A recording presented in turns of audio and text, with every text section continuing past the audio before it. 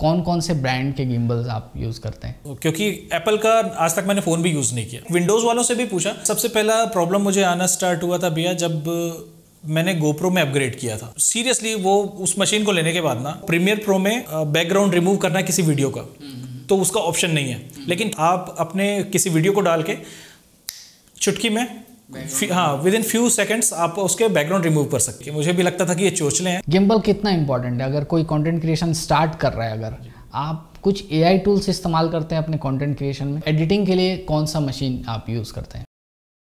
स्वागत है आपका एक और नए वीडियो में। आज का वीडियो बहुत ही डिफरेंट होने वाला है। हमने आपके लिए कुछ नए प्रकार का कंटेंट लाने का ट्राई किया है और आज हम इंटरव्यू या पॉडकास्ट के फॉर्मेट में आपको कंटेंट प्रोवाइड करेंगे। आज जिन गेस्ट को हमने इनवाइट किया है वो कंटेंट क्रिएशन से रिलेटेड आपको इन्फॉर्मेशन शेयर करेंगे, अपने एक्सपीरियंसेस शेयर करेंगे ताकि आप वो गलतियां ना करें जो उन्होंने किया था। आज ये एपिसोड उन लोगों को बहुत ज़्यादा हेल्प करेगा जो कंटेंट क्रिएशन में आना चाहते हैं। तो बने रहिए इस वीडियो में, एक भी सेकंड मिस मत करना। आपको बहुत सारे इंटरेस्टिंग इनसाइट्स मिलने वाले हैं, तो इस वीडियो को लास्ट तक ज़रूर देखना। एक बार हमारे ऑडियंस के लिए आप अपना इंट्रोडक्शन दे दीजिए।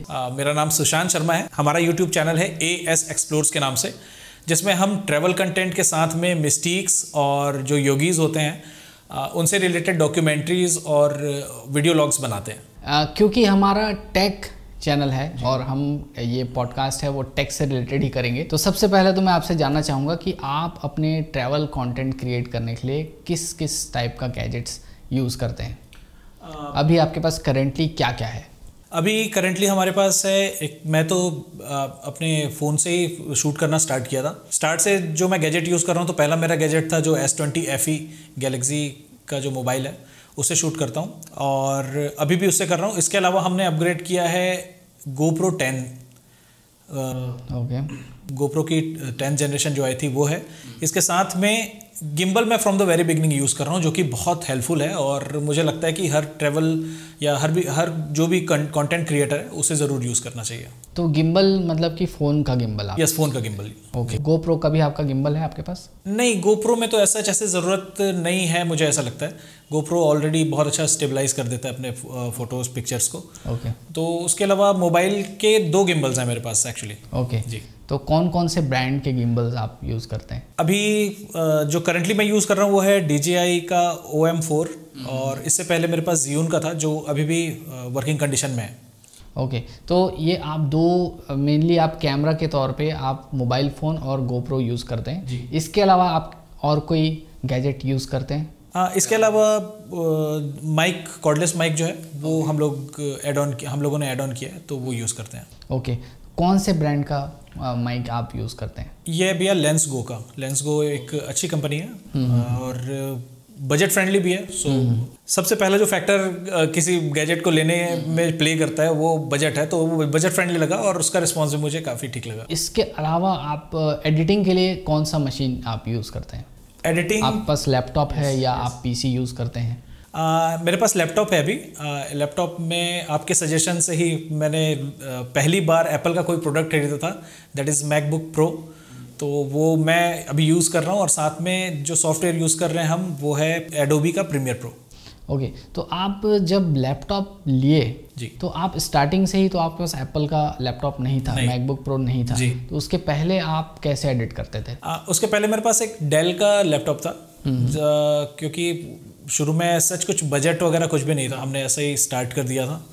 तो घर पे जो एक अवेलेबल लैपटॉप था बड़े भैया का, वो मैं अपने पास ले आया और उससे मैंने एडिटिंग स्टार्ट करी। तो डेल का लैपटॉप का आप मॉडल नंबर बता सकते हैं मुझे, अगर आपको याद हो तो? नहीं, एग्जैक्टली तो मुझे याद नहीं, लेकिन 7th जनरेशन का टच स्क्रीन वाला लैपटॉप था, लेकिन जिसमें कोई ग्राफिक कार्ड वगैरह नहीं था। Okay okay. तो आप जब आपने विंडोज़ से मैक में स्विच किया तो आपको कुछ चैलेंजेस आए? मुझे लगा ज़रूर था कि बहुत ज़्यादा चैलेंजेस आएंगे और मैं, क्योंकि एप्पल का आज तक मैंने फ़ोन भी यूज़ नहीं किया है ना, और मुझे लगता था कि ये है बहुत ओवररेटेड है या ओवर हाइप्ड प्रोडक्ट है। लेकिन लेने के बाद फर्स्ट ऑफ ऑल मुझे ऐसी कोई दिक्कत फील नहीं हुई। जैसे कुछ लोगों ने कहा था मुझे कि लगभग 15 दिन लग जाएगा आपको इसमें फ्री होने में, ऐसा बहुत ज़्यादा नहीं लगा। थोड़ी बहुत दिक्कत आती है, थोड़ी सी, बहुत ज़्यादा नहीं। जो कि आप आराम से शायद 3-4 दिन यूज़ करेंगे तो आप यूज़ टू हो जाते हैं शायद।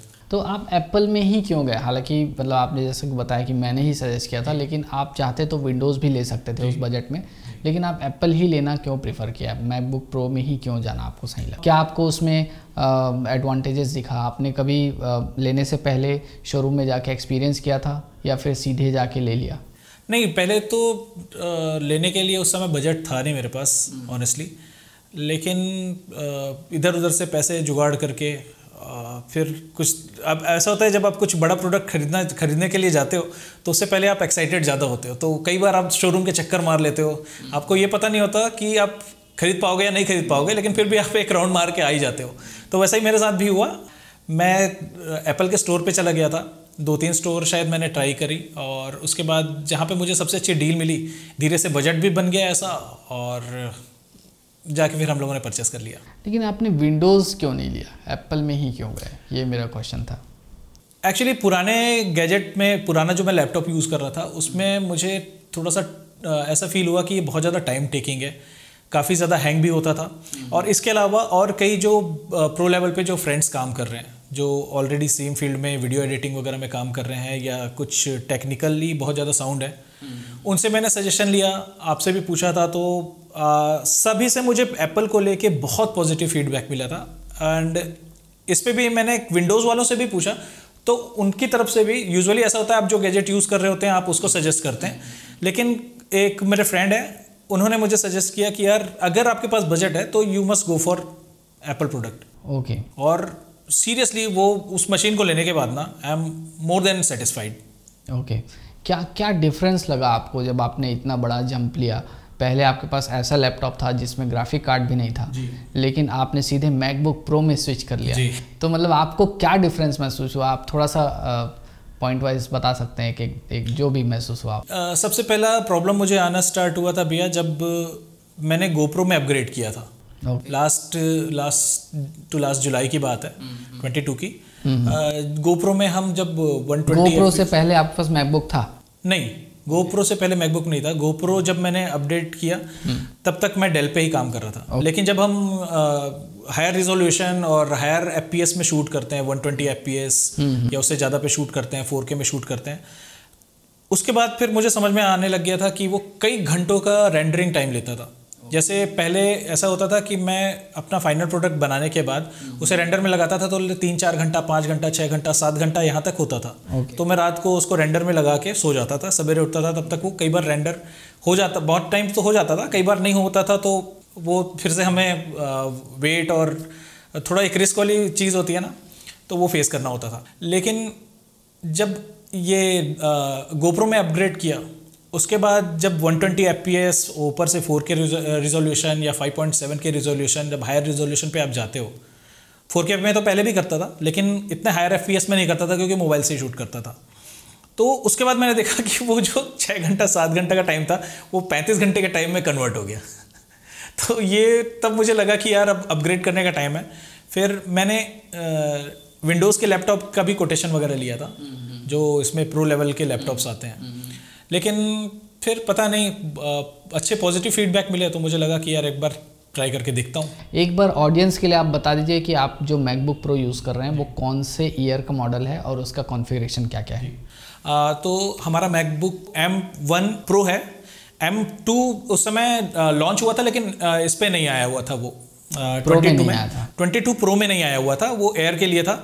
और जो शोरूम के एग्जीक्यूटिव हैं उन्होंने हमें सजेस्ट किया था कि M1 प्रो जो है वो M2 से ज़्यादा फास्ट है और ज़्यादा अच्छा काम करेगा। और उसमें आपका स्टोरेज 5, हाँ जी, 512 का ही एक मिनिमम ऑप्शन था।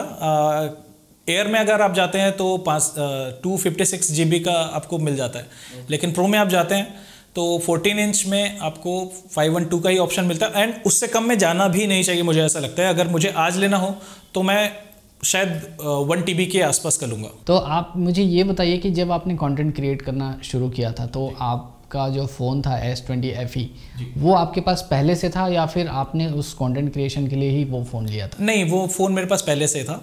और उसके वीडियो क्वालिटी से मैं बहुत सेटिस्फाइड था। ओके जी।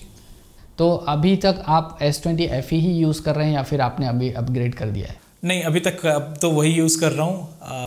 प्लान था अपग्रेड करने का, लेकिन फिलहाल हमारा अभी बजट नहीं बन पाया, तो लेट्स सी। तो आगे अगर आप ये फ़ोन स्विच करके कुछ अपग्रेड करेंगे तो कौन सा फ़ोन लेने का आपका प्लान है? भैया ऐसे तो बहुत अच्छे ऑप्शंस हैं, ऑल्दो मैं इससे बहुत ज़्यादा सेटिस्फाइड हूँ सैमसंग की जो वीडियो क्वालिटी है उससे। लेकिन क्योंकि मेरे पास अभी मैकबुक प्रो है तो उसका एक इकोसिस्टम कंप्लीट करना चाहूँगा, तो मेरी पहली प्रायोरिटी तो आईफोन में जाने की होगी। अब आपने इकोसिस्टम का बात कर ही दिया तो मैं एक बार पूछता हूँ कि मतलब इकोसिस्टम में क्यों जाना है? आप तो एंड्रॉयड में भी काम कर सकते हैं, लेकिन इकोसिस्टम में जाने का इतना मतलब क्या एक्साइटमेंट है, मतलब क्यों आप उसी को जोर दे रहे हैं? आप एंड्रॉयड में भी आप बोलना चाहिए कि जितना आईफोन आता है उससे 20-30 हज़ार 40 हज़ार रुपये कम में भी आप एक एंड्रॉयड फ़ोन ले सकते हैं और आप इकोसिस्टम में मतलब ना जाके आप अपना जो ज़रूरत है वो पूरा कर सकते हैं।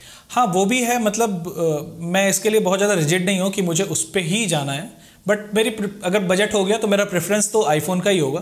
क्योंकि जैसे सपोज़ मैं इस फ़ोन में कुछ डेटा शूट कर रहा हूँ, उस डेटा को अगर मुझे ट्रांसफ़र करना है तो पहले मुझे SSD में ट्रांसफ़र करना होता है, फिर SSD से अपने मैकबुक में ट्रांसफ़र करना होता है, तो ये एक लंबा प्रोसेस हो जाता है। स्पेशली जब हम हायर रेजोल्यूशन की वीडियोस करते हैं तो कई GBs में फ़ाइल बनती हैं।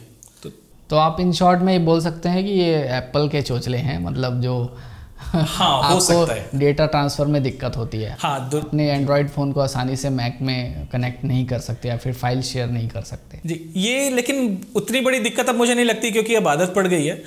क्योंकि मुझे पहले लगता था कि ये बहुत ओवर हाइप्ड और ओवर रेटेड प्रोडक्ट है, तो एक मेरे अंदर थोड़ी सी प्रेजुडाइज थी इन चीज़ों को लेके। मुझे भी लगता था कि ये चोचले हैं, लेकिन एप्पल जो प्रोडक्ट बनाता है अनडाउटेडली, मैंने अभी तक सिर्फ एक ही प्रोडक्ट उसका यूज़ किया है, मैं इतना ज़्यादा सेटिस्फाइड हूँ उसकी स्मूथनेस, उसकी क्लैरिटी और उसके परफॉर्मेंस को लेके कि अब मैं उसके फ़ोन को भी एक्सपीरियंस करना चाहता हूँ। तो एक एक्सप्लोरेशन वाली चीज़ भी है।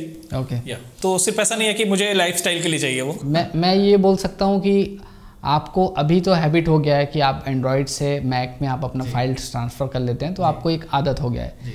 लेकिन जैसे ही आप एप्पल में स्विच करेंगे, एप्पल फ़ोन आपके पास आएगा, वो इतना ज़्यादा सीमलेस हो जाएगा कि आप फिर वापस से एंड्रॉयड में नहीं आना चाहेंगे। ये मैं अपने पर्सनल एक्सपीरियंस से आपको बोल रहा हूँ। ओके तो मैं भी एक्सपीरियंस करना चाहूँगा वो। तो ये एक रीज़न होता है मतलब काफ़ी लोगों का कि इकोसिस्टम में आना है, वो सोचते हैं। आप ये बताइए कि आपके पास गिम्बल आपने बताया ही है, तो उसमें से आपको बेस्ट गिम्बल कौन सा लगता है? ये थोड़ा सा सब्जेक्टिव मैटर है, मुझे ऐसा लगता है। ऐसे मेरा पर्सनल फेवरेट तो ज़ियोन का है, क्योंकि उसमें हमें 5 शूटिंग मोड्स मिल जाते हैं। ओके आप डिफरेंट एंगल्स में सपोज आपको शूट करना है, आपको टिल्ट को स्टेबल रखना है, आपको 360 स्टेबल रखना है, तो ये इन चीज़ों के लगभग 4-5 मोड्स मिल जाते हैं हमें। वो चीज़ मुझे DJI में नहीं मिली और उसको मैं मिस करता हूँ, जेन्युइनली बहुत मिस करता हूँ। लेकिन DJI में आने का एक रीज़न ये था कि उसका जॉयस्टिक ख़राब हो गया था पहली बार में, और ऑन द गो था, ट्रैवल कर रहा था, तो वो पूरा ट्रिप बेकार हो गया उसकी वजह से। मतलब बहुत कुछ चीज़ें उसकी ख़राब हो गई, तो दोबारा मैंने उसे रिपेयर करवाया तो दोबारा भी ख़राब हुआ।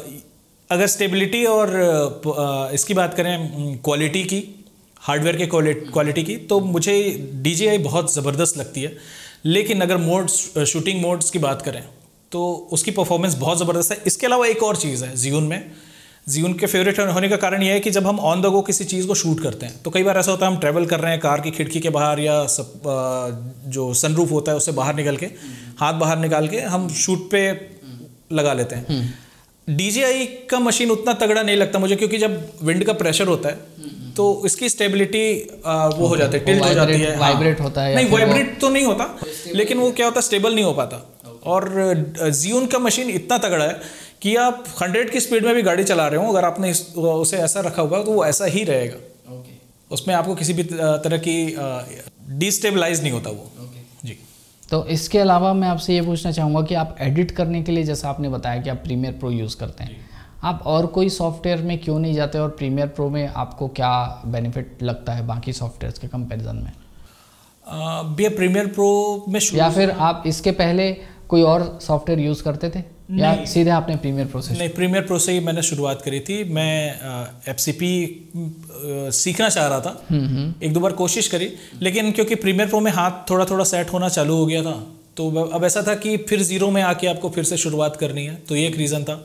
दूसरी चीज़, इसके इसमें जितनी हमें मुझे लगता है कि डायनामिक्स वो डायनामिक्स मिलते हैं और जितनी मल्टीपल वेज ये देता है किसी एक चीज़ को करने के लिए। मुझे अदर सॉफ्टवेयर्स का बहुत ज़्यादा आइडिया तो नहीं है, लेकिन मैं इससे इतना फैमिलियर हो चुका हूँ कि ये तरीका नहीं तो दूसरे तरीके से आप किसी चीज़ को कर लें तो वो परफॉर्मेंस काफ़ी इजी हो जाता है। इसके अलावा अभी मेरी कोशिश है कि मैं डाविंची रिजॉल्व फिर लर्न करने की कोशिश कर रहा हूँ, क्योंकि उसका colour grading obviously next level है।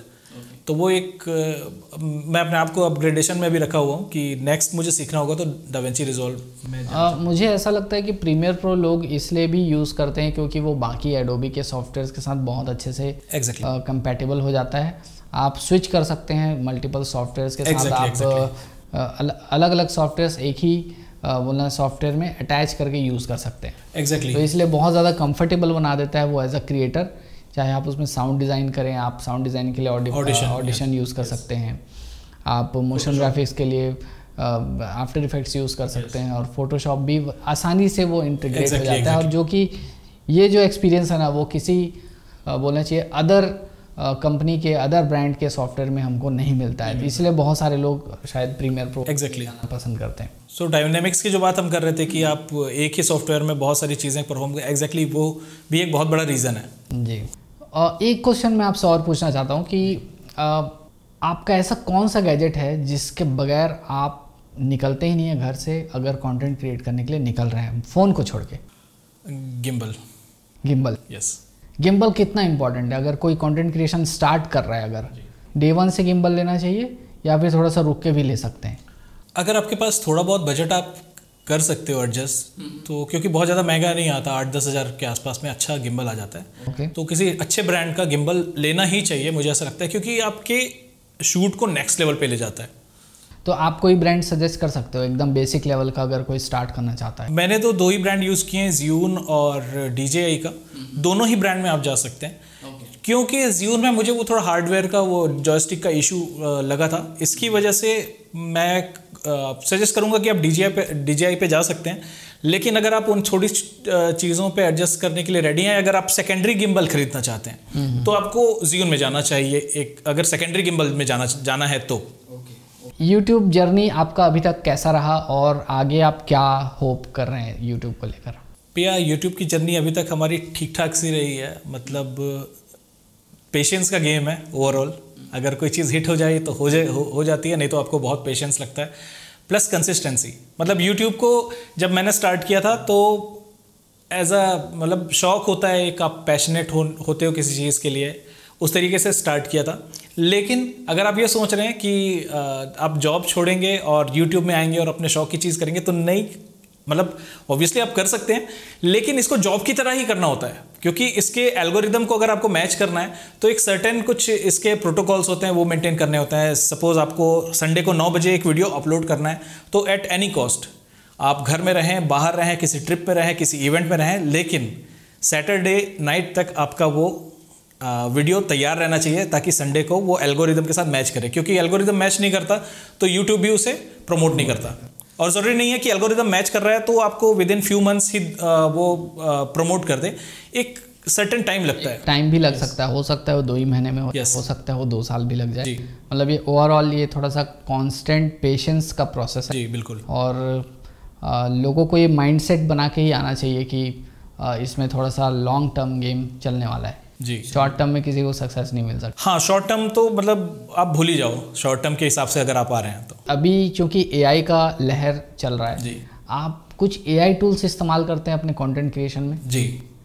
क्या क्या टूल हैं और किस पर्पस से यूज़ करते हैं आप?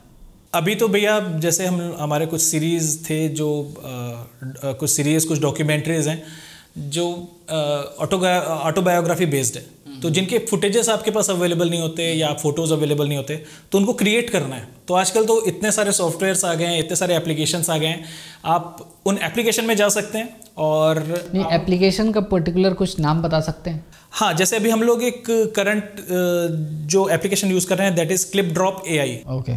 तो क्लिपड्रॉप में आपको बहुत सारी चीज़ें मिल जाती हैं, लाइक आप बैकग्राउंड रिमूव कर सकते हो, प्रोडक्ट का फोटो खींच के उसका बैकग्राउंड पूरा चेंज कर सकते हो, एटमॉस्फेयर नया क्रिएट कर सकते हो। इसके अलावा अपने प्रॉम्प्ट्स देके आप नई इमेज जनरेट कर सकते हो। सपोज आपको किसी एक south Indian old age man का वो एक पिक्चर चाहिए, तो आप दे सकते हैं South Indian 40 to 50 aged man with grey hair, है ना, वेयरिंग लुंगी और वेयरिंग सूट, तो वो आपके लिए मल्टीपल ऑप्शंस जनरेट करके दे देता है। इसके बाद भी अगर आपको आपके मन मुताबिक अगर पिक्चर ना मिले तो उसमें कुछ करेक्शंस के ऑप्शन होते हैं, आप उसमें नेगेटिव प्रॉम्प्ट्स भी दे सकते हो। सपोज आपको उसकी मूछ नहीं चाहिए या दाढ़ी नहीं चाहिए, तो ये सारी चीज़ें आप एक क्लिक में कर सकते हो। तो ये हम लोग अभी करंटली यूज़ कर रहे हैं।